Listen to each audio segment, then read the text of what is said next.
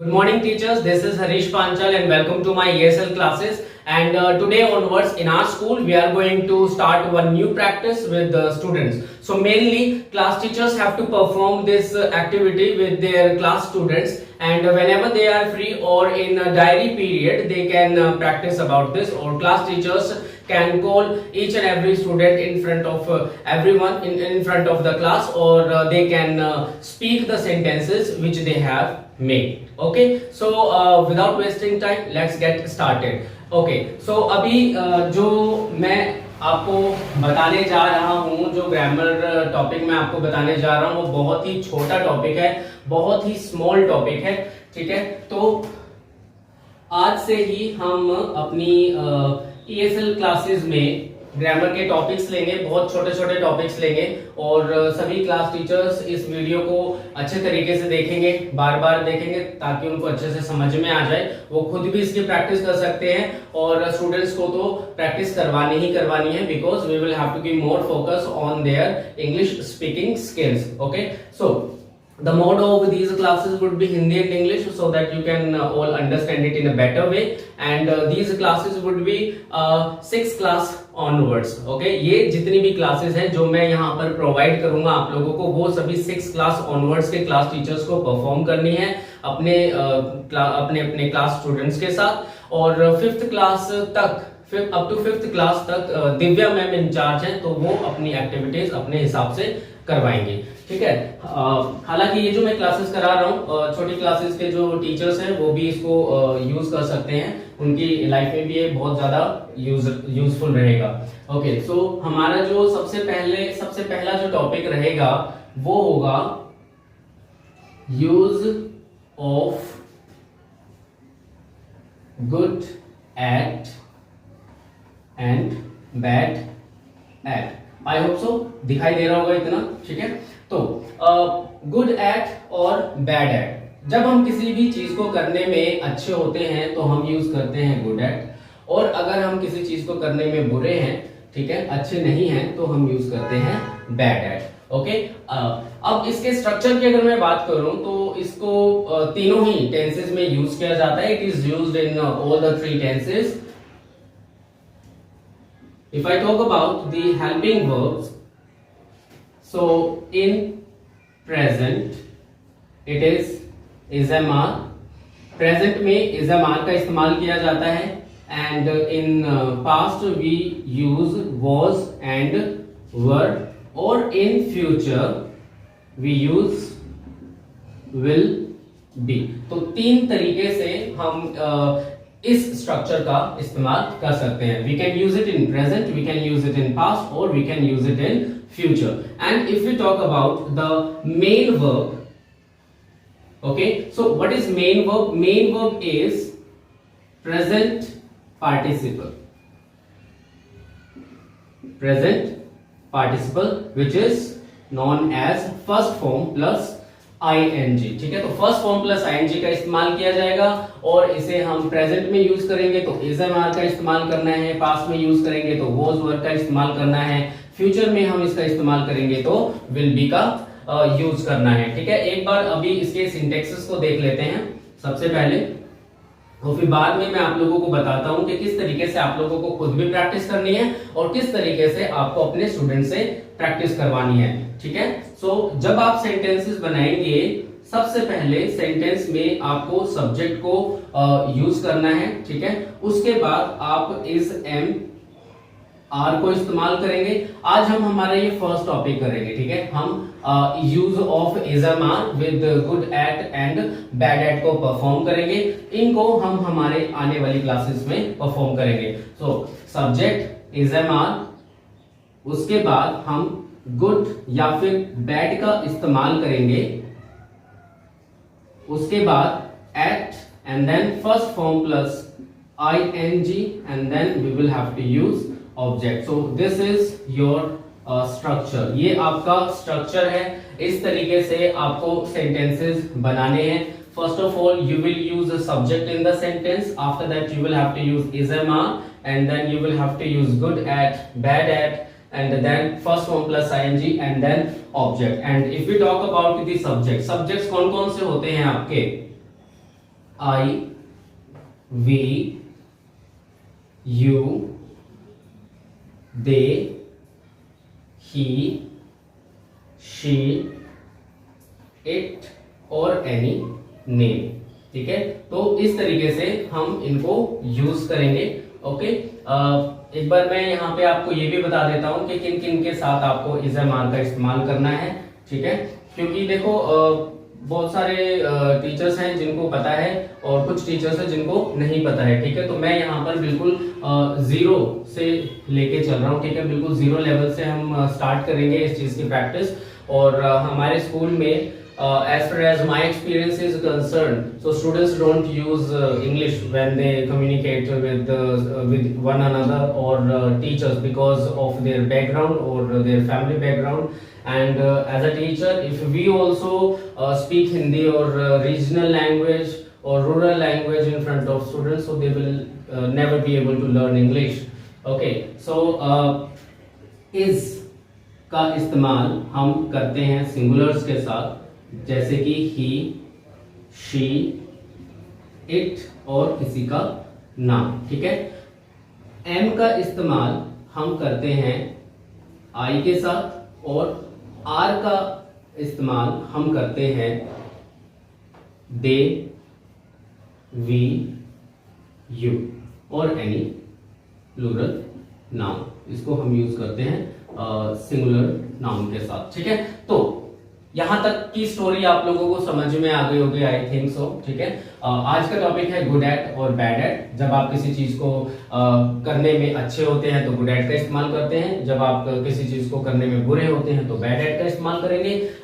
ये आपकी helping verbs है। प्रेजेंट में इज एम आर, पास्ट में वॉज वर और फ्यूचर में हम विल बी का इस्तेमाल करते हैं। आज हम इज एम आर को यूज करके सेंटेंसेस बनाएंगे and first form plus ING का इस्तेमाल किया जाता है। This is the sentence formation. First of all you will have to use subject, ये आपके सारे सब्जेक्ट्स हैं। उसके बाद आप इज एम आर यूज करेंगे। ठीक है, इसका इस्तेमाल सिंगुलर्स के साथ, एम का इस्तेमाल आई के साथ, आर का इस्तेमाल दे, वी, यू और एनी प्लूरल नाउन के साथ हम इसका इस्तेमाल करते हैं। उसके बाद हम सेंटेंस में अपनी रिक्वायरमेंट के हिसाब से गुड एट या फिर बैड एट का इस्तेमाल करेंगे। उसके बाद हमें फर्स्ट फॉर्म प्लस आईएनजी का यूज करना है और फिर हम यहाँ पर ऑब्जेक्ट का इस्तेमाल करेंगे। ठीक है, सो आई होप सो इतना आपको समझ में आया होगा। ठीक है, मैं कुछ सेंटेंसेस यहाँ पर बना देता हूँ। ठीक है, जिससे कि आपको और ज्यादा अच्छे तरीके से इस टॉपिक को समझने में आसानी हो। अभी हम सिर्फ इज एम आर को ही यूज करेंगे। आपको इसी तरीके से स्टूडेंट्स को भी होमवर्क असाइन करना है कि वो ज्यादा प्रेशराइज्ड भी ना हो। ठीक है, तो फर्स्ट सेंटेंस हम बनाते हैं, जैसे I am good at playing cricket. So ये हमारा पहला सेंटेंस है, I am good at playing cricket. I am good at playing cricket का मतलब है मैं क्रिकेट खेलने में अच्छा हूं। ठीक है, यहां पर मैंने गुड एट का इस्तेमाल किया है, मैं क्रिकेट खेलने में अच्छा हूं। ओके, एक सेंटेंस हम बना लेते हैं सिंगुलर से, ही के साथ हम इज का इस्तेमाल करते हैं। He is good at writing stories. Okay, अब ये हमारा सेंटेंस है, he is good at writing stories. वो या फिर वह कहानी लिखने में अच्छा है, कहानी लिखने में अच्छा है। तो यहाँ पर हमने गुड एट का इस्तेमाल किया और गुड एट के बाद हमने फर्स्ट फॉर्म प्लस आईएनजी का इस्तेमाल किया है। ठीक है, यू आर गुड एट, किस चीज में अच्छे हो भैया? You are good at teaching, you are good at teaching. Okay, अब ये सेंटेंस जो है, you are good at teaching, you are good at teaching, आप पढ़ाने में अच्छे हो। ठीक है, सो इस तरीके से आपको इन स्ट्रक्चर्स का इस्तेमाल करना है। अब यहाँ पर मैंने एक सेंटेंस आई से बनाया है जिसके साथ हमने एम का इस्तेमाल किया है। एक सेंटेंस मैंने सिंगुलर नाउन का इस्तेमाल किया है, सिंगुलर सब्जेक्ट का इस्तेमाल किया, सॉरी, यहाँ पर हमने इज का इस्तेमाल किया है। एक सेंटेंस हमने प्लूरल सब्जेक्ट का यूज किया है और इसके साथ हमने आर का इस्तेमाल किया है। तो ये तीनों ही सेंटेंसेस जो हैं पॉजिटिव हैं, good at playing cricket, good at writing stories और गुड एट टीचिंग। तो आई होप सो ये समझ में आया होगा। एक दो एग्जांपल्स हम बैड एट के देख लेते हैं, जैसे आई एम बैड एट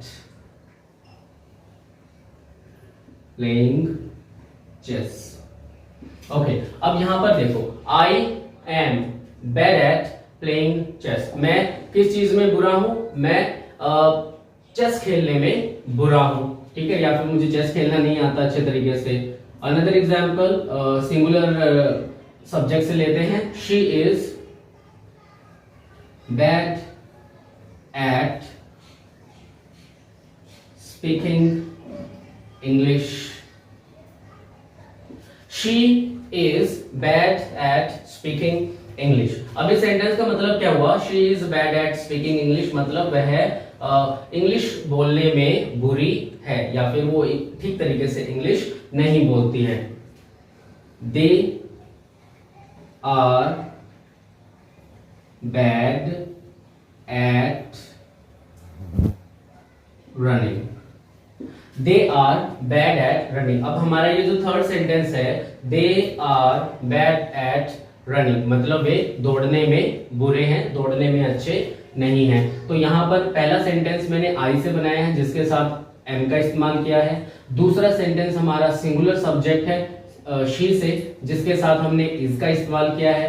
तीसरा जो सब्जेक्ट है हमारा प्लूरल है, जिसके साथ हमने आर का इस्तेमाल किया है। यहाँ पर हमने बैड एट का इस्तेमाल किया और उसके साथ हमने फर्स्ट फॉर्म प्लस आईएनजी का इस्तेमाल किया है। तो ये स्ट्रक्चर रहेगा जब आप सेंटेंसेस बनाओगे, ठीक है। अब इनके आप नेगेटिव सेंटेंस भी बना सकते हो और क्वेश्चंस भी बना सकते हो, ठीक है। एक दो नेगेटिव सेंटेंस देख लेते हैं, इन्हीं के नेगेटिव सेंटेंसेस देख लेते हैं। जैसे he is not good at eating food. He is not good at eating food. He is not good at eating food, मतलब वो खाना खाने में अच्छा नहीं है, ठीक है। He is not good at eating food. एक और एग्जांपल हम देख लेते हैं, बैड एट का एग्जांपल देख लेते हैं। जैसे सेम सेंटेंस को हम इस वाले सेंटेंस को नेगेटिव में बना देते हैं। They are not bad at running. They are not bad at running, वे दौड़ने में बुरे नहीं हैं। तो इस तरीके से हम इनका नेगेटिव सेंटेंसेस बनाते हैं, ठीक है। एक क्वेश्चन बना लेते हैं, जैसे is she good at speaking? Is she good at speaking, क्या वह बोलने में अच्छी है? Is she good at speaking, क्या वह बोलने में अच्छी है। और एक बैड एट का भी सेंटेंस बना लेते हैं, जैसे आर दे बैड एट